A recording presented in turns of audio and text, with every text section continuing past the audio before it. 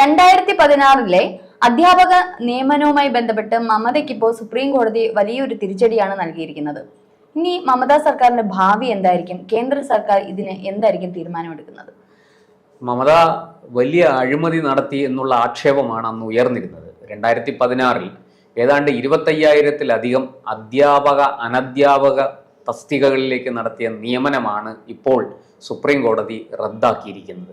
ഇത് 2024 ഏപ്രിൽ മാസത്തിൽ തന്നെ കൊൽക്കത്ത ഹൈക്കോടതി ഈ നിയമനങ്ങളെല്ലാം റദ്ദാക്കുകയും ഒപ്പം ഈ നിയമിക്കപ്പെട്ട ആൾക്കാർ വാങ്ങിയ ശമ്പളം 12% പലിശയടക്കം തിരികെ ട്രഷറിയിലേക്ക് അടയ്ക്കണം, ബംഗാൾ ട്രഷറിയിലേക്ക് അടയ്ക്കണം എന്ന ഉത്തരവ് നൽകുകയും ചെയ്തിരുന്നു.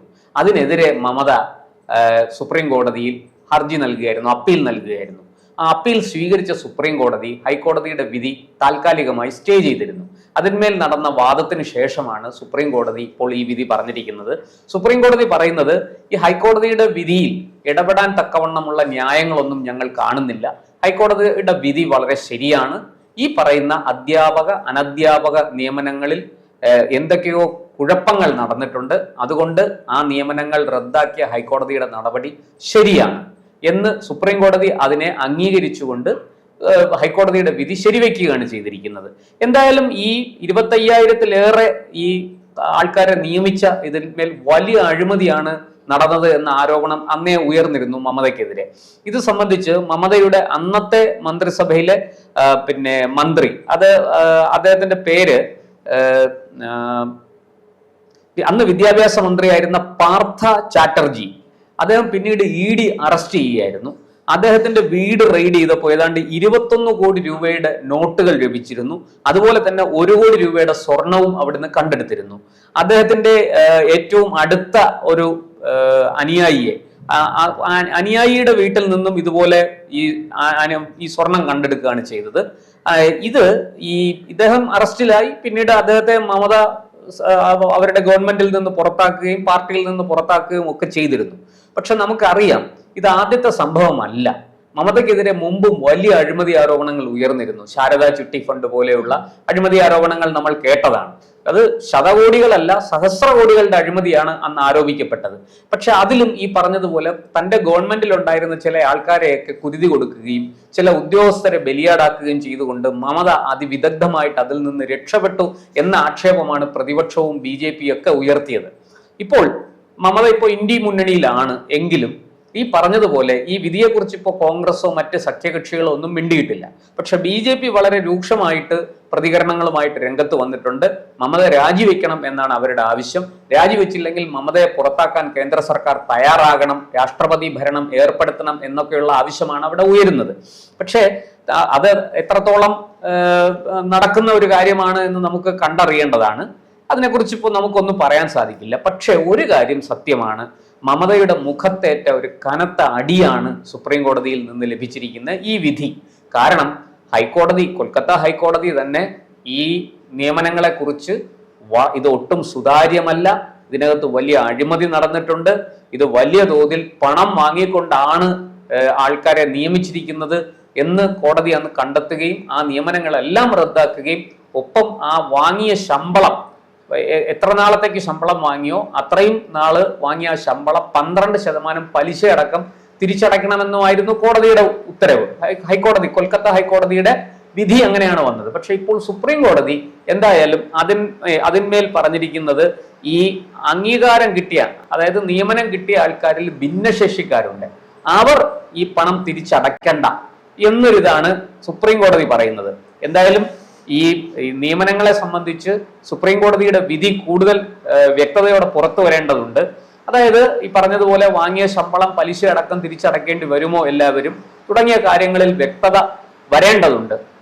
എന്തായാലും ശരി, ഈ മമതയ്ക്ക് കിട്ടിയ ഏറ്റവും വലിയ, അടുത്ത കാലത്തെങ്ങും ഇത്രയും നല്ലൊരു അടി മമതയ്ക്ക് കിട്ടാനില്ല. കേന്ദ്രത്തിന്റെ തീരുമാനം, കേന്ദ്രത്തിന് ഇക്കാര്യത്തിൽ ഫെഡറൽ സംവിധാനമാണ്. ഒരു സർക്കാരിനെ അങ്ങനെ കണ്ണുടച്ച് പിരിച്ചുവിടാനൊന്നും കേന്ദ്രത്തിന് സാധിക്കില്ല.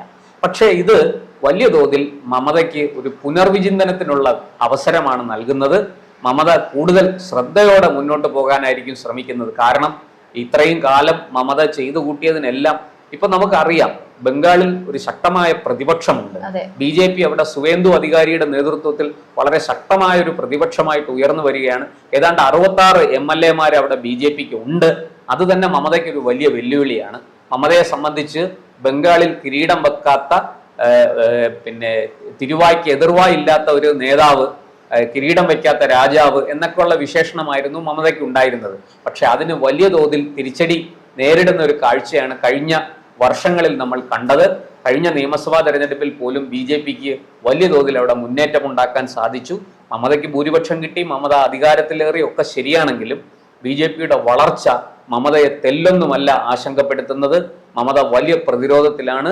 പ്രത്യേകിച്ചും സുവേന്ദു അധികാരിയെ പോലെയുള്ള ഒരു നേതാവ്, അതുപോലെ ചെറുപ്പക്കാരുടെ ധാരാളം ചെറുപ്പക്കാർ BJPയിലേക്ക് വന്നുകൊണ്ടിരിക്കുന്നു. അതും മമതയ്ക്കൊരു വലിയ വെല്ലുവിളിയാണ്. മമത ഈ പിന്നെ തുടക്കം മുതലേ ഉള്ള ഒരു ആക്ഷേപം ഇടതുപക്ഷം നടത്തിയിരുന്നതിനേക്കാൾ വലിയ മുസ്ലിം പ്രീണനം നടത്തിയാണ് മമത അവിടെ അധികാരത്തിൽ തുടരുന്നതെന്നാണ്. അതുപോലെ തന്നെ മമത ഈ ബംഗ്ലാദേശും ആയിട്ട് അതിർത്തി പങ്കിടുന്ന ഒരു സംസ്ഥാനമാണ് ബംഗാൾ. സംസ്ഥാനങ്ങളിൽ ഒന്നാണ് ബംഗാൾ.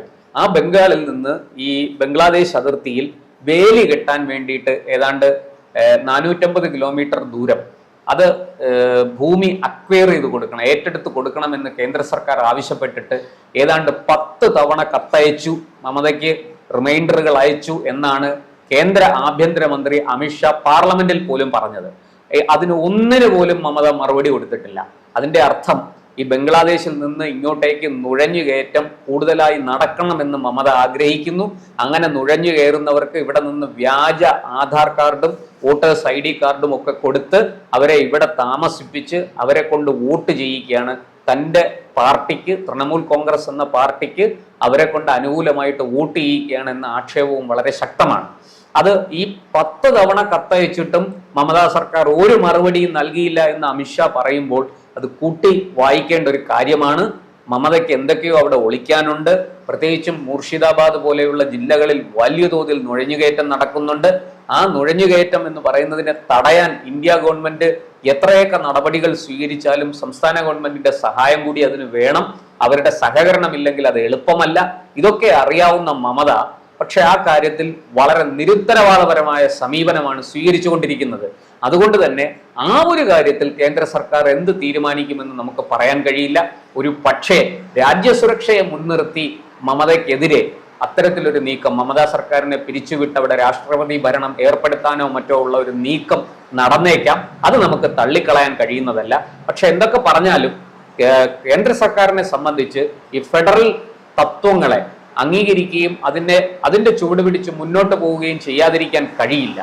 അതുകൊണ്ട് തന്നെ ഈ മമതയെ സംബന്ധിച്ച് അത്ര വലിയൊരു ഭീഷണി ഇപ്പോൾ ഈ അഴിമതി സംബന്ധമായ കേസുകളിൽ ഉണ്ടാകാനിടയില്ല. അത് മമതയുടെ സർക്കാരിൽ ആരെങ്കിലെയൊക്കെ തന്നെ ബലി കൊടുത്തുകൊണ്ട് ആ കേസുകൾ എങ്ങനെയെങ്കിലും തൻ്റെ പുറത്ത് വരാതെ, ആക്ഷേപങ്ങളും ആരോപണങ്ങളും ഒക്കെ തൻ്റെ നേർക്ക് വരാതെ മമത രക്ഷപ്പെടും. പക്ഷേ ഇതൊരു നല്ല താക്കീതാണ് മമതയ്ക്ക് സുപ്രീം കോടതിയിൽ നിന്ന് കിട്ടിയിരിക്കുന്നതെന്ന് തന്നെ നമുക്ക് പറയാൻ കഴിയും.